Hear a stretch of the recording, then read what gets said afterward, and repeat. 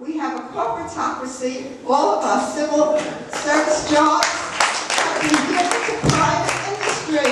You're very lucky and you're smug because you know that we're so disgusted with the Republicans, we have to vote for a Democrat. Let me just talk a little bit about the corporate issue. One of the grave concerns I had about what was happening in Iraq was I didn't think there was any oversight. I made two major efforts to try to address that. Turns out that the Office of Inspector General was set to expire when 80% of the funds had been designated. Not spent, but designated. Meaning that this is a man who's supposed to make sure that the money we spend over there is actually going where it's supposed to go. When the gentleman was initially appointed, people thought he was a bush flunky and wouldn't do his job. The fact is he's filed a number of cases, including hundreds of millions of dollars of penalties on contractors, and I think there have been terrible abuses. I personally would strongly support a War Profiteering Act. I think we need it. The Office of Inspector General is set to expire once 80% of the funds have been designated. That means you say, well, we should put them towards water treatment project. You say that, but you haven't actually spent it and seen where they went.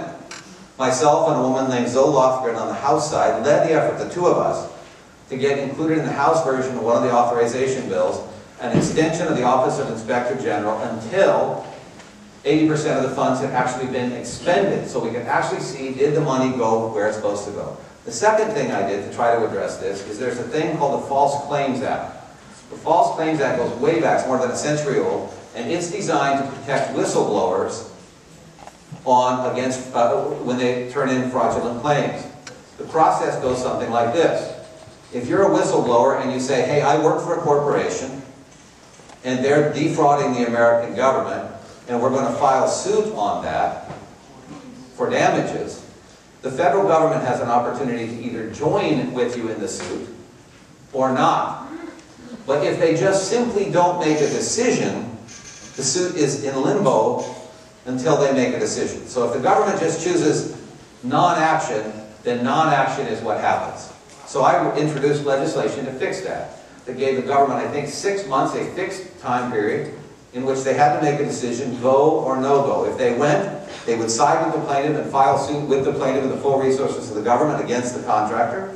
If they had a no-go decision, okay, the government's not in the mix, but the plaintiff can still file the suit and move forward. I wrote that legislation.